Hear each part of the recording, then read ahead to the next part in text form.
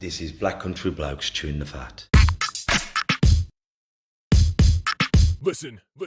I've been hearing a lot lately about men don't talk, but in my experience, men do talk, just people aren't listening.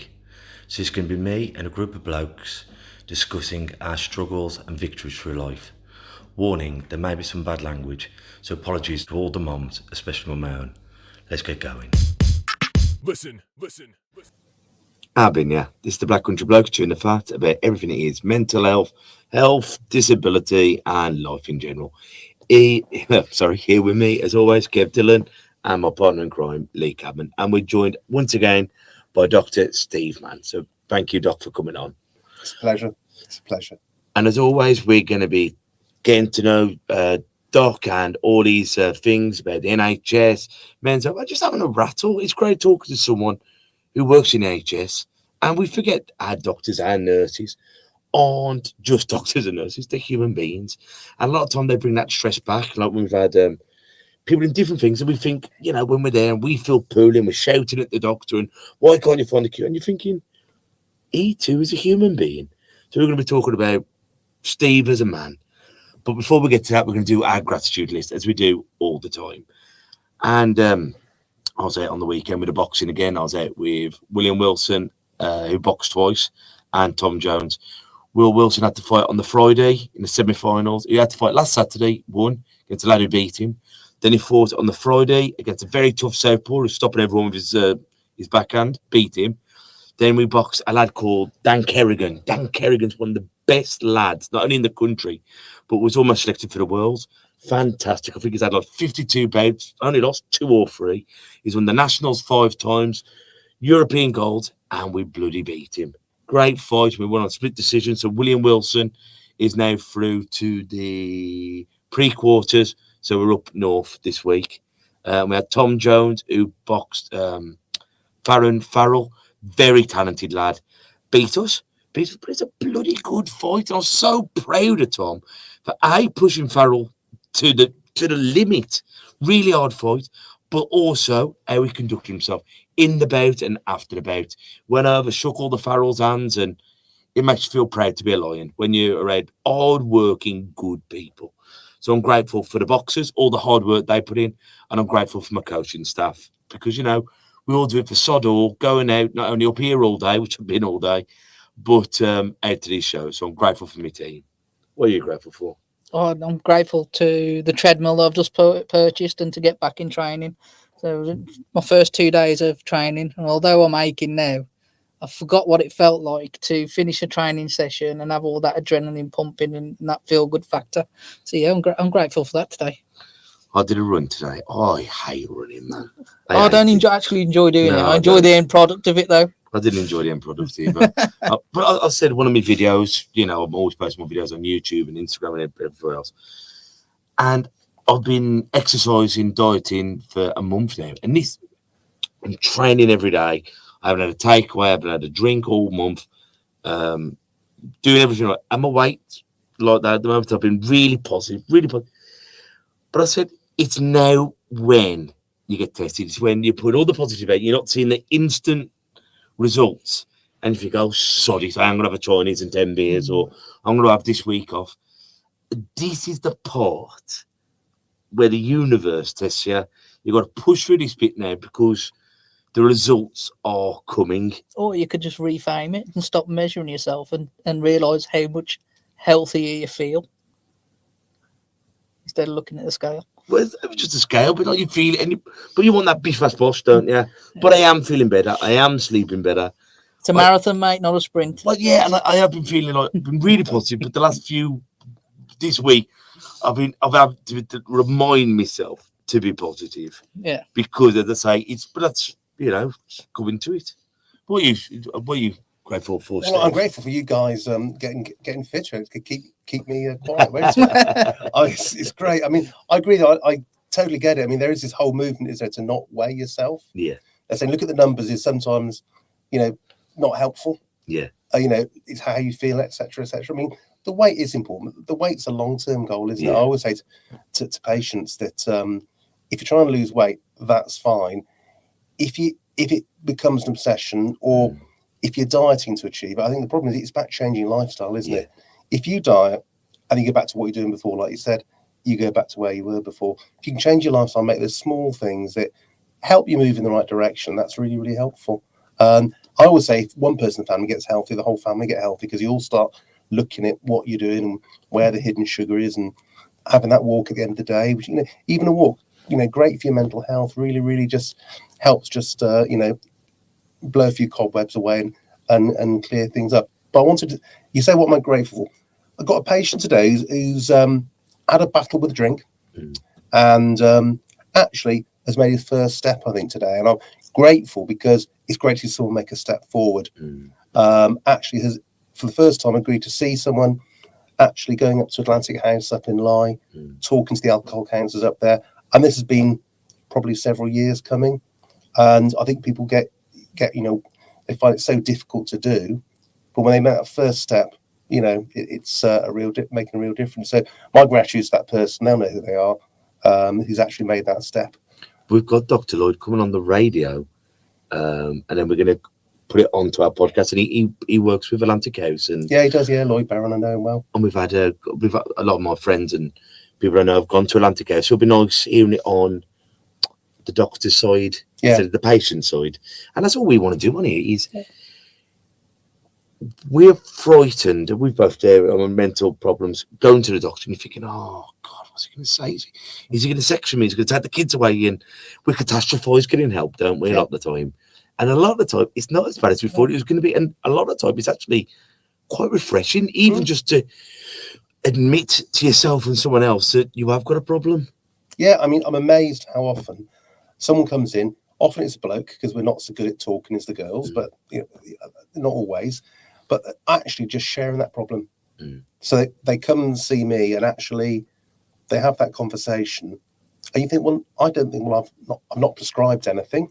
I may have made some simple suggestions, or maybe, for example, in Dudley, I think we said this last time, you can refer yourself to Dudley Talking Therapies. You just go online, you can refer yourself. So you may suggest that. And actually, I'll then follow them up, say, a week or two later with a phone call or a text. And they'll go, I'm just feeling better. And just making that, a bit like the chap I just mentioned with the alcohol, making that first step makes a difference. And you can't, you can't measure it or plan it. It just, knowing that you've made that step forward, actually just starts to put lots of little things in place, which makes a difference long term. Do you have loads of people, not loads, but the average bloke who come in with a bad back or something, and then he's coming in and say, oh, I've got a bit of a tummy ache. And then by talking, then he goes, well, is there something actually else there, Mr. Dillon? Yeah. And then before you know it, because that happened to you, probably. Yeah, it did. Yeah, it did. I can't even remember when I went to the doctors for, and I'm not. There's a lot of blokes. I'm not the kind of person who goes to the doctor. Yeah. But I went to the doctor, and it was something stupid. I can't remember about this. I don't know, an ear infection or something that any other day, to be honest, I'd have just carried on my day. But what I really wanted to say was about my mental health and how poor I was doing in that side. But I wasn't brave enough to do that. Yeah. So I went in under the guise of an ear infection or something, and.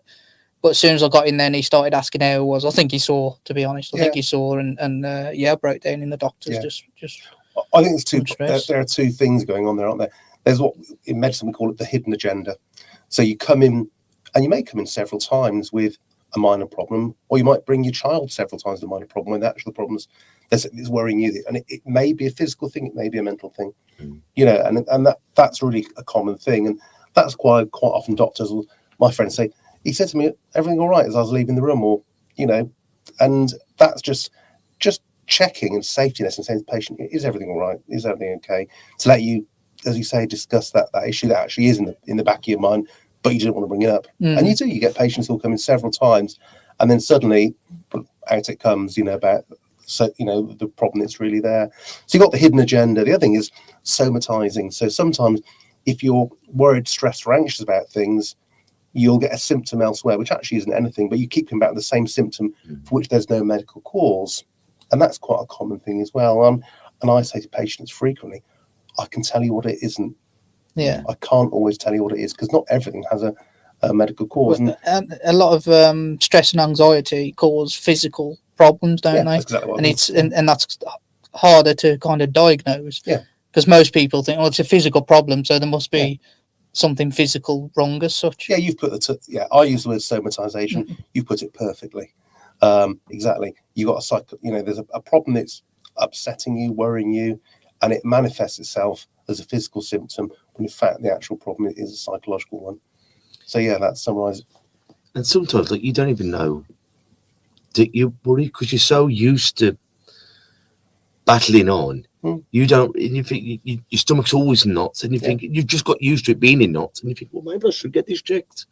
And you have the stethoscope, and you have a prod, and you go, well, it looks all right, but you go, well, I don't. And doctors are expected to be gods, aren't they?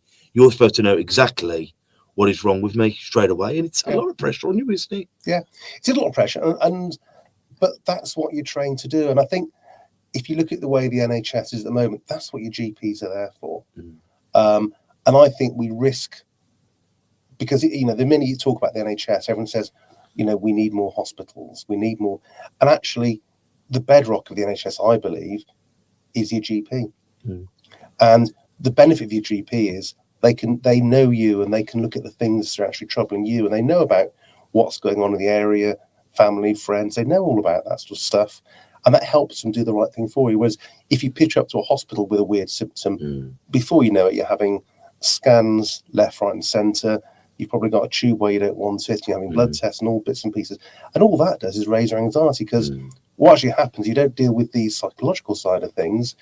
Is you end up in a position where you get increasingly investigated, and there isn't a solution, but every investigation raises anxiety. I mean, I say to medical students, we have medical students in the practice, I say, and of course they're young people, so say, have you ever had a test? And they go, no. I said, well, have you got any idea what it's like if you ever had a test done? I said, it's really quite stressful. Having the test done, waiting for the test to come back, wondering what it'll be. But young doctors now talk very much, here's a problem, these are the tests you must do. And sometimes, as you say, when you go to your GP and he goes, I want you to go to the hospital now, you're thinking, oh my God, I ain't coming back alive. And then you think, well, if I've got to get up, and then, when it's the next, we'll let you know in a week or so. And the next day they phone you, you're thinking, why let me know so fast? Can you come in? And you say, that's without thinking about it, because you're trying to be brave, but your heart's pounding, you're thinking, have I got to give my loved ones a kiss goodbye? Yeah, exactly. And the signs of anxiety for me, who's had a lot of panic attacks, and I still suffer them now, you do thought you're going to die. You have to remind yourself, because I've had them so long, this will pass. I'm not dying. But when you first have them, and even to this day, when one comes out the blue, you feel like you're going to die. And it's, and then when you've got that on top of being poorly as well, it's enough to finish you off, isn't it? Well, hopefully not finish you off, but as you say, you get a spiral of anxiety and worry about things. I think the one thing I say to people, a lot of people who've been through anxiety and panic attacks will develop different techniques of coping with them. And there'll be different ones for different people. You may learn it from different counsellors, you may learn it online or whatever. I think the really key thing for me is, if you have a technique that works, keep practicing. It's like your boxing. I get a load of patients who have panic attacks 1 year, everything settles down, life settles down, and 3 years later, they're back with the same problem because a set of circumstances have arrived. And I say, do you practice what you taught before? And they go, no. I said, well, like anything you do, practice it, whether it's making a cup of tea, whether it's your boxing, whether it's rugby, whatever you do, practice, because practice is really important, because you lose those skills, and managing your panic attacks is a skill, so keep practicing it. And you practice anything when you're well. It's the best time to practice it for when you need it, when you're in trouble. You practice your self-defense, so if you ever get in trouble, you know what to do. If you're trying to practice under crisis, you panic. So with your mental health, like with me, like now, because I was getting pretty over Christmas, and now I'm feeling better, I'm still carrying on the what's it called when you say stuff? Affirmations. Affirmations. I can never remember that word. Affirmations in my head, and like sometimes when I can't sleep, it don't matter if you can't sleep. You're resting. You're with a woman you love in a house full of love, in a bed, and you're nice, and then by talking to yourself positive, you're all right. And when you do have a wobble, we've been here before. It didn't kill us last time. It ain't going to kill us this time. But we practice while we're well. And someone once said to us, like, if you have a coat hanger, you can bend it easy. More coat hangers you put there, harder it gets to bend into it. You know what I mean? And these simple strands, you put enough of them together, it builds strength. Yeah. And that's your mental resilience. Yeah. Well, resilience is, as you say, is key. I mean, and I know it sounds silly, just to walk at the end of the day. I mean, you know, you might see a lovely sunset. It might be a cool, crisp night like tonight, but actually, just half an hour on your own, or walking with your other half, you know, just chewing the cud of what's gone on and what's bugging you and who's bugged you or who's done well. Because I think the other thing to do is celebrate the success and good things. I mean, this is why I like your gratitude thing. You know, to me, I was just smiling today about that one patient, because that's taken a long time to get there. I think sometimes you don't do that at the end of the day. Like, I think about myself when my wife's come back in for work, even if we're not podcasting or radio, she comes in and then we don't really stop and discuss the day. You know, you're on to cooking dinner or sorting the kids out, or you never stop really and stop and evaluate what's gone on with your day. You just prepare for the next stages. You know, it's already, but you don't stop and think about what you've actually done. Those little positive things. There was I did a course recently on people with suicide and self-harm. One of the things they're saying was feedback from patients was someone just saying something positive to you, like, I like your jumper today, or hi, nice to see you. Just those little positive things, the little things that all come together. And I think you're right. You know, we do, you get to the end of the day, it's been a rush of the day, you think, oh, got to get X, Y, and Z done, and then tomorrow's another day. But actually, those little times, you know, positive feedback on what's gone well is actually really, really helpful. It doesn't have to be a big sort of cheesy American grin and high five. It's just saying, oh, that was great, or, you know, that's the best cup of tea I've had today. You know, that sort of thing. Yeah, stuff to appreciate what's going on. Yeah. But you wanted to talk a bit about alcohol, didn't you, before we came on? And obviously we're at the end now, aren't we, of the last day of dry January, so it kind of all fits in, doesn't it? Yeah, I thought it's good, because I think it's an iceberg of a problem. I think, you know, we're all aware about it, but it's sitting there, and as a country, we're probably drinking more than we should do. So I think dry January is a great idea, but I think that my concern is people do dry January, think, oh, that's me done.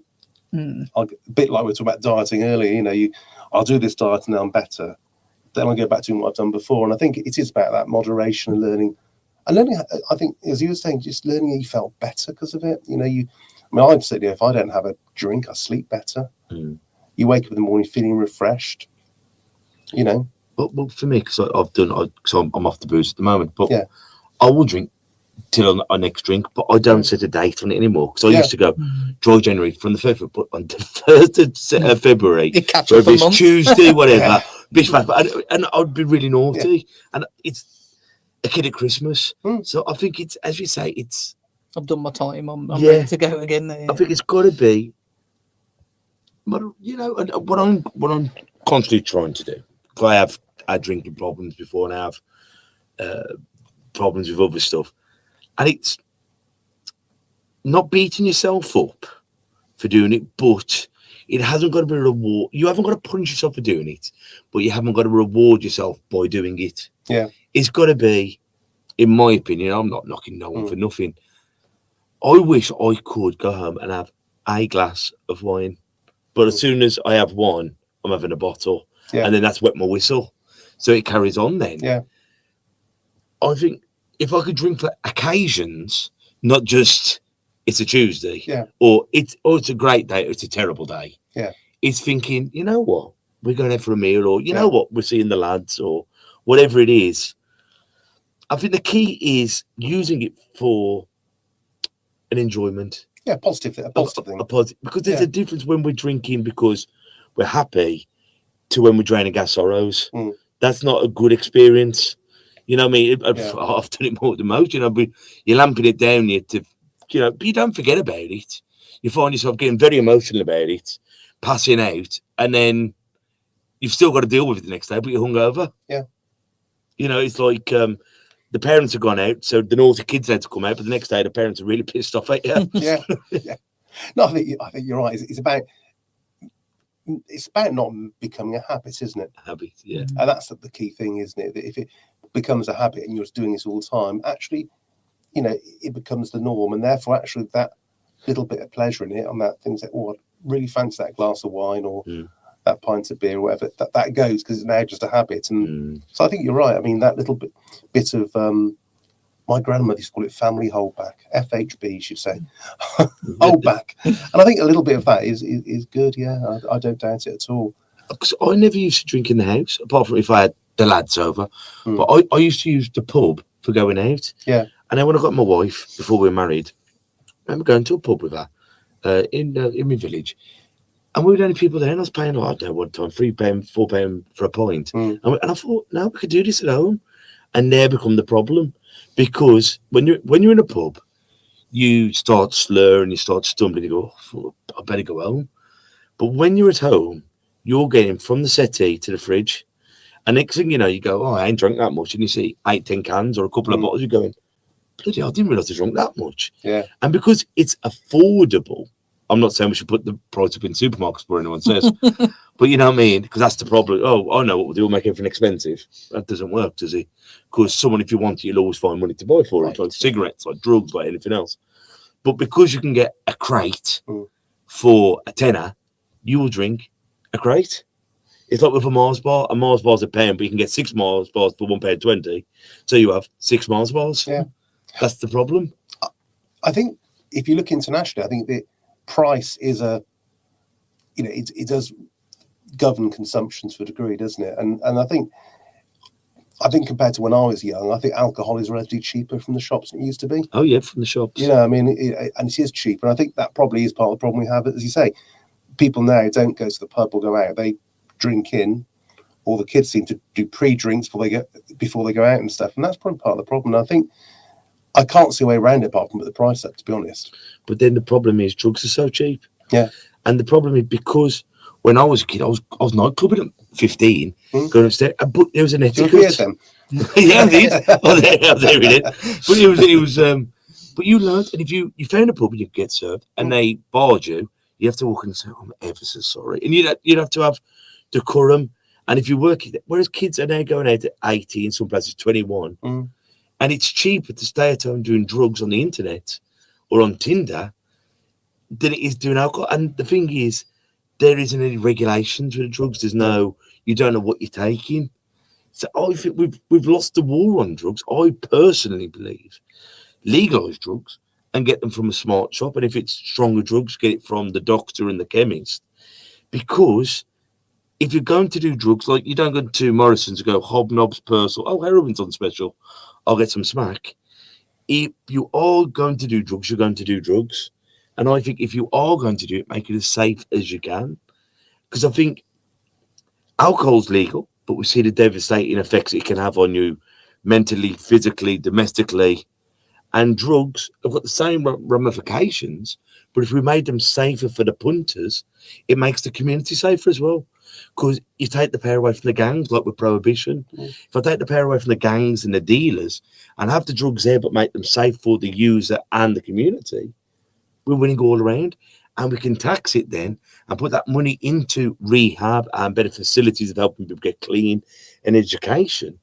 So you go to a smart shop, or how an off license used to be, like how we'd ask about wines and spirits and saying, I want to do this, I want to be up all night, however, I'm paranoid or I have mental health problems, then they could advise you on the best things to take according to your health. Would you agree with that? I must confess, I think the idea is attractive. Yeah. I think decriminalising, you've got, decriminalising drugs first, so that people don't go to dealers and stuff seems just common sense to Yeah. me. I think the question is then how you manage it from there on in, isn't it? So, because I agree, take the crime out of it seems sensible, because the drug economy is driving so much of what's not right in our society at the moment. Yeah. I think that's not a bad idea. I think the safety and knowing what's going on is correct as well. The problem you have is the people who then don't conform to that, who then say, I'll go and get my legal drugs and I'll get the illegal drugs. So I think you then fall into, how do we change and I don't know the answer. What do we do with the criminal justice system to say that you will go along this route and that route is going to be really very, very difficult for you? Because that's the challenge, isn't it? You want the patient to go, okay, fine, as an individual, I'll go along the legal, the healthcare, the safe route. So you're right. I mean, all things like hepatitis, HIV, you'd reduce the incidence of those because people would not be sharing needles. There'd be, all the clean needle projects and stuff have all been shown to have great benefit. I think so that side of it works. I think the key thing will be, what do we do with the criminal justice system when people go, right, I've had my NHS portion, I'm now going to go and get the illegal portion. I think my own view would be that has got to become probably more robust than it is currently. I think you also may have an issue with kind of like alcohol, because it would be so readily available. Are you going to create more addicts? There's a lot of addicts out there anyway. There is, but is it going to No, exaggerate that? I don't think so. It's like in other countries, like in Portugal, where they've decriminalised, crime rates and drugs have gone down. In Holland, where it's a lot easier to get drugs, it runs so much better. And then if you look at cannabis, it's a multi-billion-pound project which would get us really out the hole. And you're thinking, people are growing plants. You know what I mean? Let's make it safe. Not safer. Why are we throwing people behind bars for stuff like that, where you got paedophiles and murderers? It is true, but we also know that cannabis is a gateway drug. Booze is a gateway drug. Well, they all are, but that's what I'm saying. So if you'll go for that point I think that's like being easier to have that. No, I think it's bollocks. It's not, because there's proof there, isn't there? There ain't proof. It's alcohol. Ask anyone here, if anyone's who does drugs, what got you into drugs? Booze. But when you're drunk, it's a great idea to do drugs. Cannabis, a lot of stoners just get stoned. I mean, some people go on to do other stuff, but if you make stuff safer, it's better.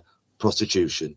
If you had somewhere where the girls are safe, when people are doing stuff on the street and it's unregulated, that's when people get hurt. Once things are in the shadows, that's when the criminal aspect comes in. Make stuff safer for people. Like when Prohibition, we had all the gangs in America because booze was there, so the gangsters had it. If we make stuff safe, it's better.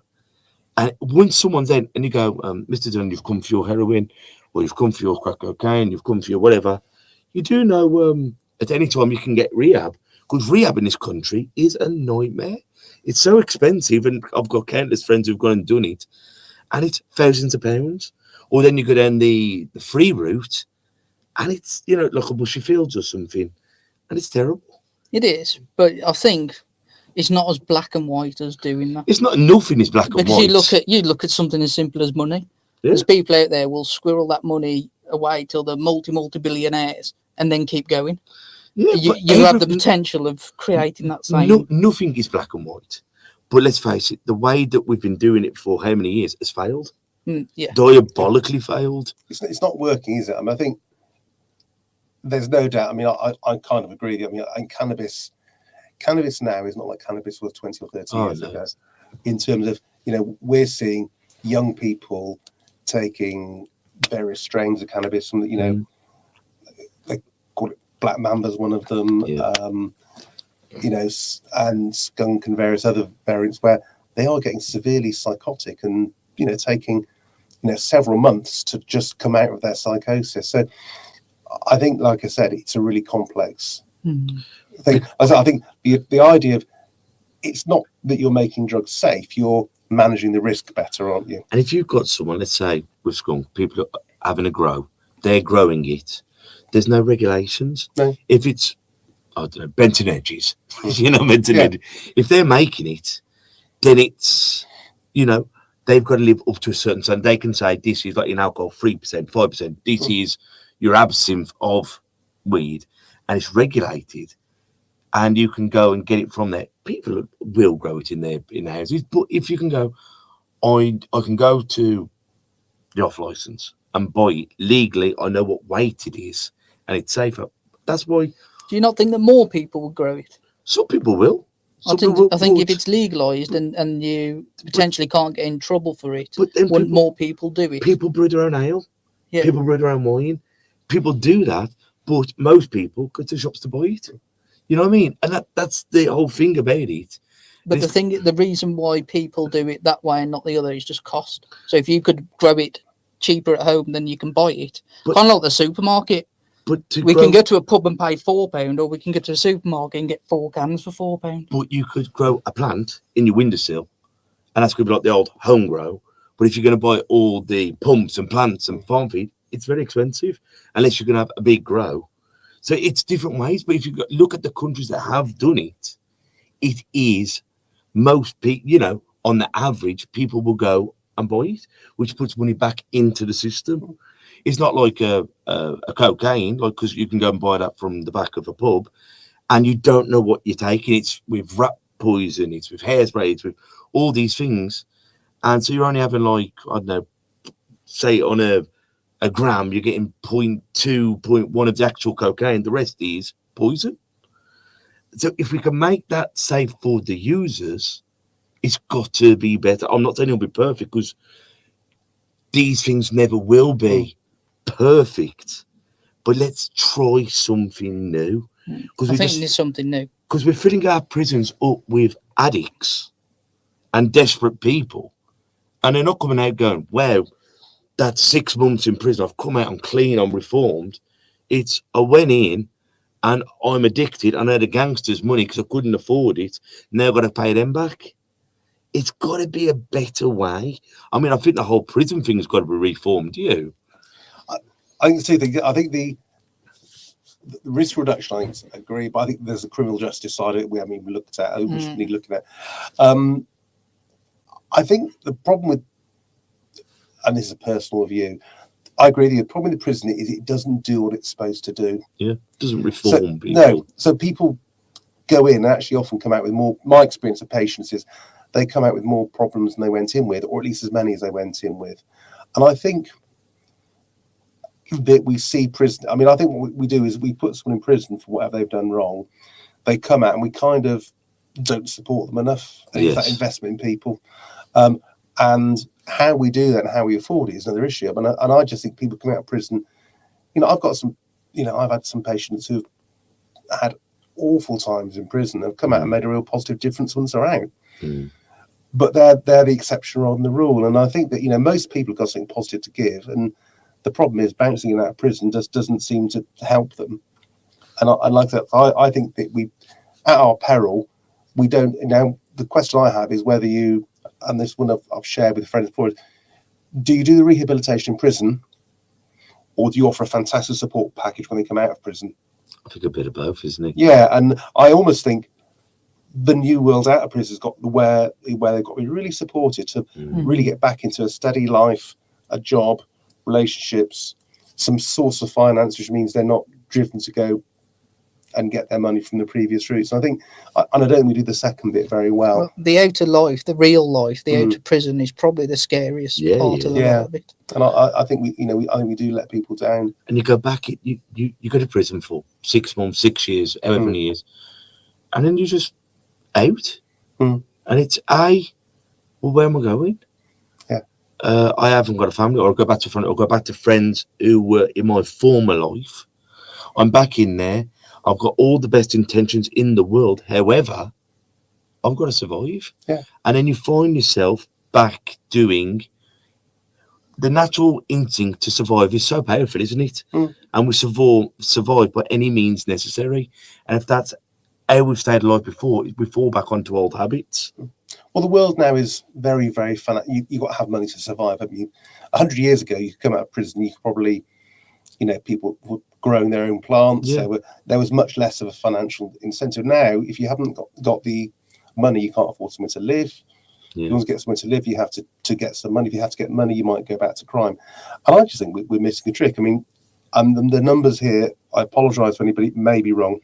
My understanding is every prisoner costs us £40,000 a year to keep in prison. Surely we should be spending something similar to that for the first year or two out of prison to keep them well and moving in the right direction. It seems nuts. I mean, those are just rough numbers averaged out. That's a number I sort of picked out. And you've got to do reform in prison to be able to do that. Yeah. But imagine you lock me up for 40 grand. Yeah. Imagine what prevention you could do with that 40 grand if you invested it in boxing clubs, in rugby clubs, in dojos, in churches, in mosques, wherever it was, in whatever it is, riding horses. And you went, not just for the naughty kids, but just places, because the devil makes work of hard land, my nan used to say. But if you have positive role models around you saying, come here, you haven't got to be vile to be hard, or you haven't got to be doing this, and you have real role models with lived experience, mentors, whatever you want to call them, you could stop a lot of this crime. Yeah. Showing people, because our days of community, when the kids were playing out in the street and the old lady be keeping her eyes on, oi, Dylan, don't kick that door, I'll tell your mum. Sorry, Mrs. Ludlow. They've gone. Yeah.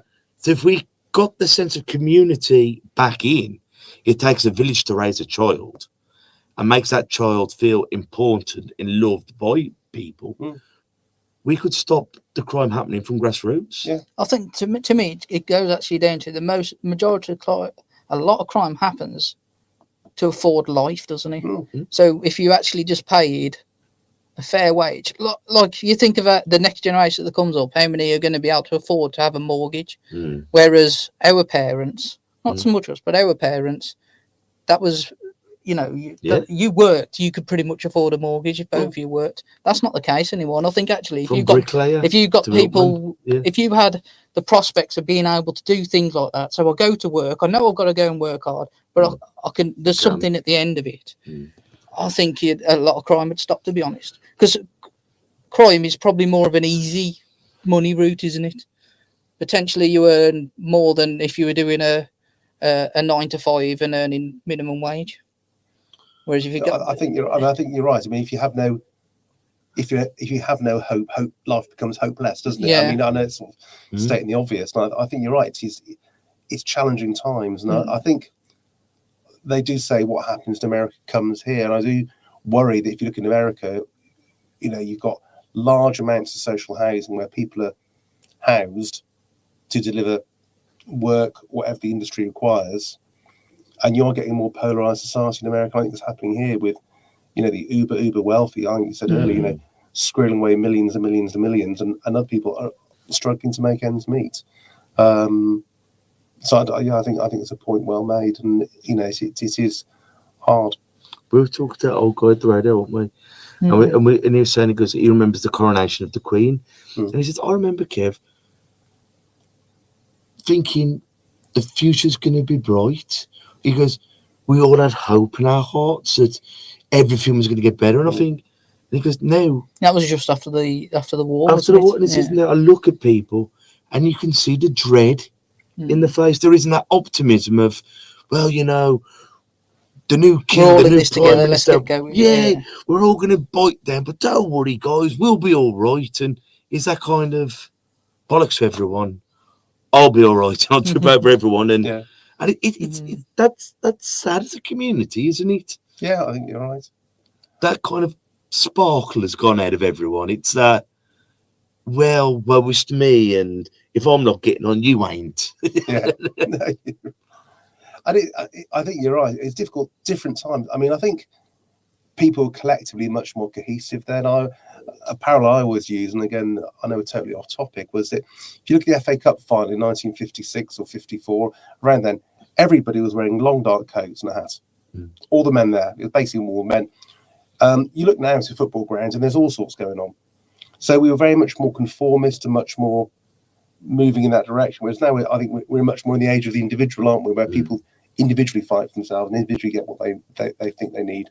So I think we've sort of, life is, you know, is more personal now. Whereas then it was much more collective.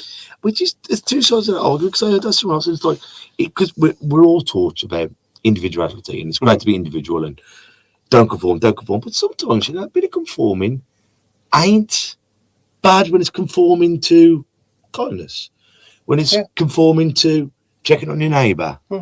You know what I mean? Them kind of things. Do you mind doing my shift? I'll do your shift next week. Sound? You know, I'm all for. I think conforming's, you know, having a common directive and common set of values is common important. good. Yeah, well, but like I said, I think we're much more into the individual now, and that's the way society has developed, isn't it? And sometimes I look at the way it's going, and I think, is it for the better?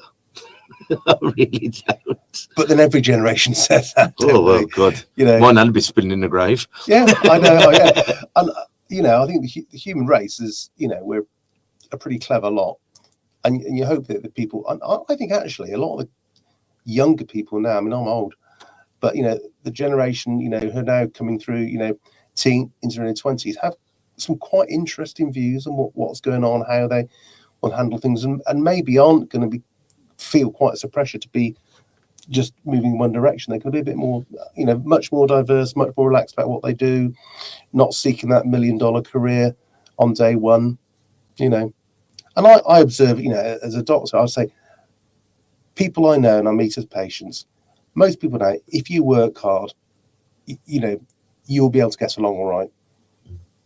You may not have a sort of, TikTok lifestyle or, these influencers, but you'll be able to afford a decent standard of living that's acceptable. And I think that, hard work goes a long way. I think that's the key, is working hard. But back to you, so I wanted to ask you, as a doctor, I mean, some days, when you've got to be this fountain of knowledge and knowing everything that's going on in the human body to every person. And some days, when you've had a bad day or you've had, a bit of sad news at the at the surgery, do you take your stress home? Have you got any methods that have stopped you from doing it? No, I know what you mean. I mean, I think it's probably my personality. I tend to think about the days that have gone well. Sometimes I go home and Amanda will say, "Oh, what's been going on today?" And she'll say, "Oh, well, tell me about it." So I would tend to talk about it. I suppose I'm lucky that Amanda's a psychologist, so it's quite helpful. I get free debriefing, you see. She never likes to come on here. She's always welcome as well. I did say to her that. I said, "You're probably better at this than me." But no, I mean, you do take it home and you think about it, and there is responsibility. But I think actually the patients make it easy for us. I think overall patients are respectful. They do understand the limitations of, the thing with being a GP is you see everything right at the beginning. So the odd twinge that you might think is nothing, and most of the time isn't, may become something over a week or two or a month or two. And I think in the UK, the patients, patients, understand that's how it works. And they understand communication is important. So, like I said, I said to a patient recently, "Thank you for making my job easy." So patients are involved in that as well, of understanding the limitations of what we do. The fact that, today I was doing a webinar on headaches with one of our salary GPs. There are 200 GPs around the country logged in about headaches. And I said, headaches are like kids with a fever. Everybody's worried to death about them. We know that most kids with a fever actually just get better because kids do that. And we know that a vast majority of headaches actually are nothing to worry about. But we're all worried about that 0.01%, which are the difficult ones, and that's where talk to the patients comes in. And like I said, my experience is patients make our job easy by understanding that and accepting communication and keeping things going. So I take it home. I do get, we'll often have a chat about stuff, but I often remember the good. I tend to remember good things rather than bad things. Have you found it been a bit awkward? Because I know my particular GP. Yeah. You can't phone, if you try and phone in, you can't get it. 1 minute past 8, it's fully booked, and you can't book for in the week anymore. Yeah. And then you have to send an email, but I'm just impaired, so I send it to my wife, but she can't do it. And so, do you feel like we've gone backwards since the pandemic of just day to day getting an appointment? I think it's for the good. I think the problem is capacity. So if you think about it, there used to be roughly one GP for every sort of 1,800 people, 1,400 people. That's what number was aimed for. One GP for everybody? About 1,400 people. Bloody hell. So we aimed for 1,450 was what we aimed for. And it's drifted. And you got some areas there we got one GP for 3,000 patients. Bloody hell. So if you look at it, when the current government came in, not being political, they said, we'd like to recruit, we had 30,000 GPs then. They said they'd like to recruit another 6,000 GPs. So 36,000 GPs is what they were aiming for. We've now got 26,500. Is that all there is? Yeah. Oh, it's just the whole of England? That's all of England, yeah. That's, but how many millions of people have we got? Yeah, going to say that. 50, yeah, so the problem you've got is you've got, and I'm one of them, you've got an ageing population of doctors who are falling off the end, as in terms of they're giving up work or cutting their hours. You've got not that many younger doctors coming into general practice because they see the way the world is. A hospital is a much more protected environment, a much more focused career structure, etc. And like I said, the government, you just can't magic up more GPs. I mean, No, and it's it's years and difficult. years of training. isn't Yeah, it? It's, and so you've got, like I said, over the last 5 or 6 years, you've gone from 30,000 GPs to 20. I think I looked today, 26,700 GPs in the country. that really surprises me. Yeah. That's not a lot at all. No, That really isn't a lot at all. it isn't. And so the problem you've got is, if you look at the numbers, so the number of patients I will see at work tomorrow is more than ever, but it ain't enough. And it ain't enough. Well, it's never going to be at that. No, because we're 25% shy of where the plan's target was. Yeah, and how fast is the how fast is the amount of people growing per day? In terms of population. Population, yeah. Well, I think Because everyone who comes into the world needs a GP at some point. Yeah, I think we've gone up. I think over the last 20 years, the population's gone up by about 7 million, hasn't it? So it's gone up quite a lot. So 7 million and less GPs. Yeah, so you've got less GPs, and of course you've got increasing demands, and people are more aware of what they should be asking and asking the right questions. And Dr. Google. And there isn't. Yeah, I mean, Dr. Google is there, and there isn't the capacity to answer it, and that's the problem. So I think GPs expanded their capacity, but that's full, and once it's full, it overflows. It's not like, you know, if you want to see an orthopedic surgeon in some parts of the country, it's a 2-year wait now. So if you had to wait to see a GP for 2 years, there would be mayhem. It's a 2-year wait for it. My daughter, she has an unsafe swallow. She has to get a video fluoroscopy. I think that you see. Right. There's a 2-year wait now for that, and that's a scan that's. You know, it's not like trying to go and see your GP where you get loads of people trying to go and see the GP. It's a scan that's, I can't imagine, used a great deal. And there's a 2-year wait. That's right. And that's the problem, isn't it? So what happens? Then when you get the waits on the hospital side, patients come back to the GP saying, my hip's still hurting, doc, when's it going to be fixed? When am I, I had exactly that interesting, you say, video fluoroscopy. I had a lady with a neurological problem. So, I phoned up and said, look, she was referred last May, and I was told the waiting list is 2 years. So those people then come back to the GP. So what's going to happen? You're going, well, I can't. I mean, I said to a patient last week, I can control lots of things. I try and do lots, but I can't control what the hospitals do because they have their own problems, you know. Yeah. And so I think you find people just circulating around the system. So there is like I said, a real problem. And I think, like I said, we all need to think about how we're going to handle it. Yeah. Well, the backup from COVID's made that because obviously people weren't doing things like those procedures. So you're backed up from that point as well, aren't you? It's kind of coming at you both ways, really. Yeah. Would you like more like walk-in centres? So in between the doctor and A&E, having somewhere where you can go out of hours to go and see someone. So, because sometimes you've got like sickness and diarrhea, and you go to A&E and you're thinking, well, that's just spread all around A&E. In my opinion, A&E should be for accidents and emergencies. Yeah. You know what I mean? And if you can't get into the GP, where do you go? So it'd be nice to have more walk-in centres. I'm not a big fan because if you look again, if you look back up until 2008 when we had the new GP contract, we as practice did all our own out of hours. So if you phoned up, you'd get me or one of the other doctors, and that's quite helpful because you'd know me, I'd know you, and we would come to agreement what was going to happen. Then we went along the walk-in centre route.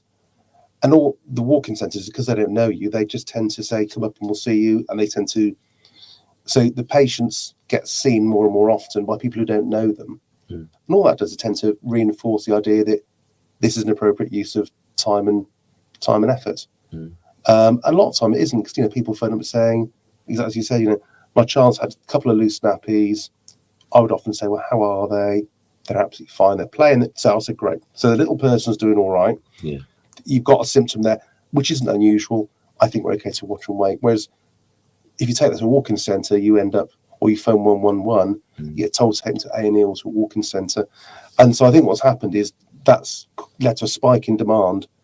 So if you have more walk-in centres, one assumes more doctors in them and we're short of them.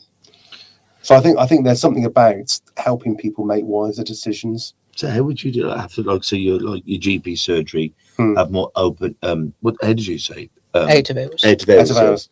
More of those services.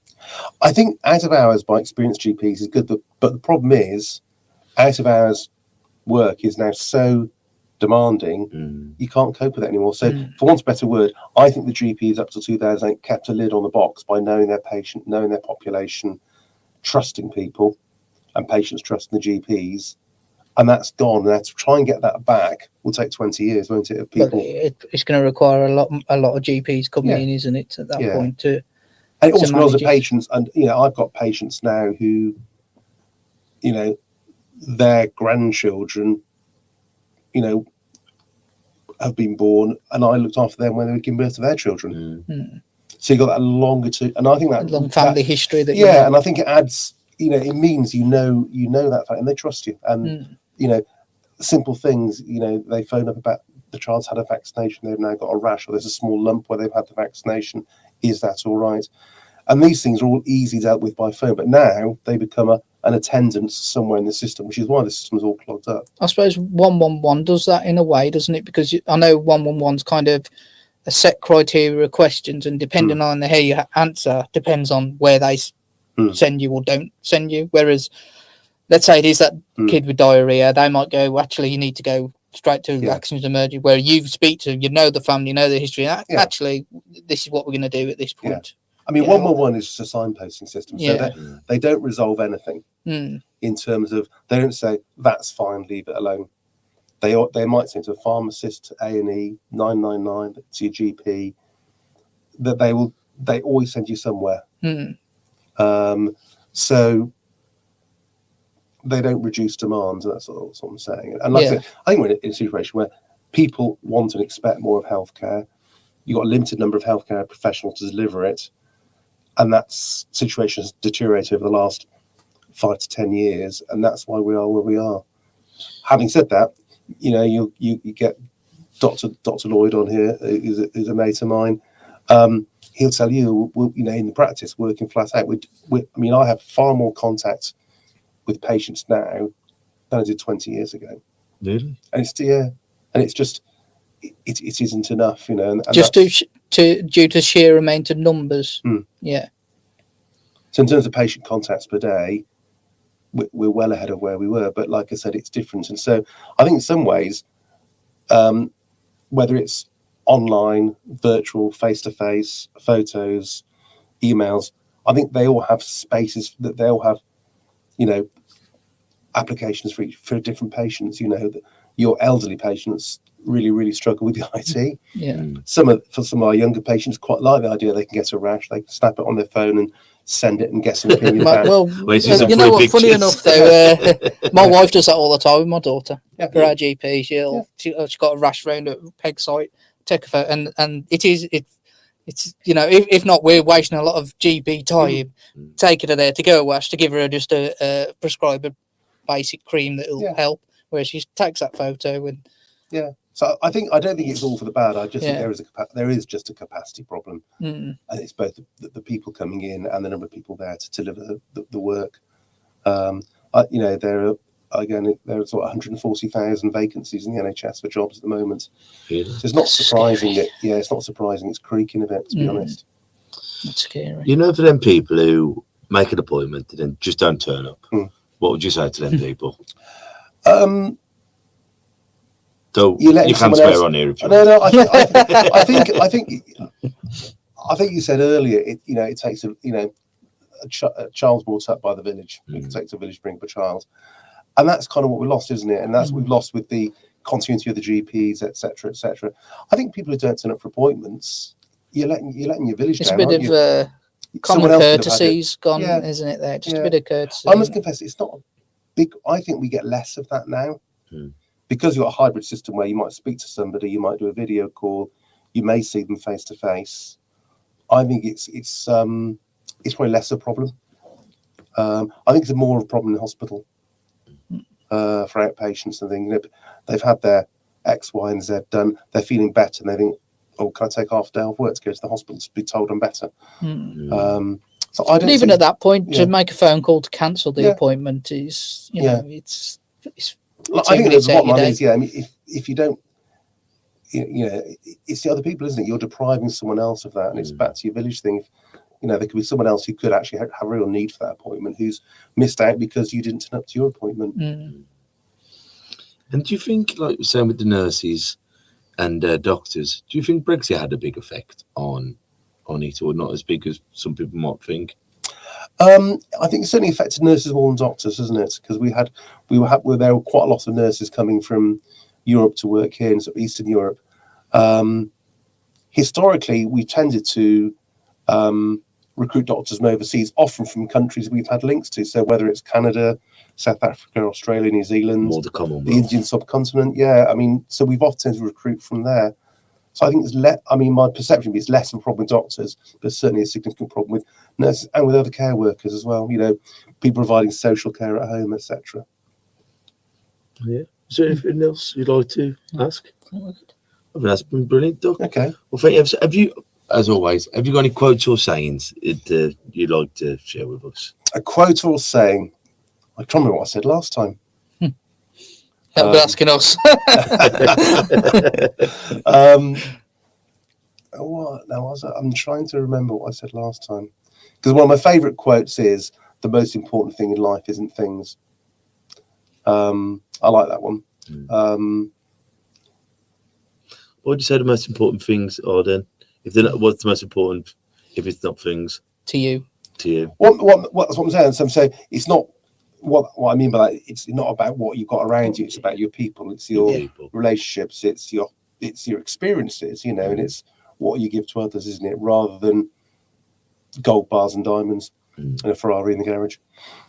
Yeah. And I think it's quite a good way of looking at it. I think, you know, that is a good way of looking at it. I think the other thing, I don't know if I've said this one before, was I think it's Stalin who said there are decades when nothing happens and weeks where decades happen. You know, and I think we see that, you know, we're seeing that It's felt like that Ukraine recently, and stuff. hasn't it? Europe was very, very stable. Suddenly it's got very unstable. Well, we definitely have seen that over the last couple of years. And I think about my daughter's 7 and what she's seen in her 7 years of pandemic to the death of the Queen, 15 prime ministers. You know what I mean? And it's amazing what can happen in such a small period of time. Well, war in Europe, as you say, it's you go from nothing to everything, don't you? But isn't that just life? It is, and we'll look back and say, you know, there'll be something else that will excite or entice us, won't there? But it is. It's funny how these things, you know, life was going very, very smoothly, and all of a sudden, you know, hopefully, this Ukraine thing will get sorted out. But I can't see it in the short term. Bring back the smooth, eh? Well, guys, thank you as always. Until we see each other next time, I want you all to take care of yourselves and each other. Listen. And that's a wrap for another show. But if there are any comments or messages that you would like us to read out for our next podcast, please be in touch. There are also lots of different organisations at the bottom of this page, and hopefully they can help you or someone you care about. Please share this to spread the word. Until we talk next time, ta-ra a bit.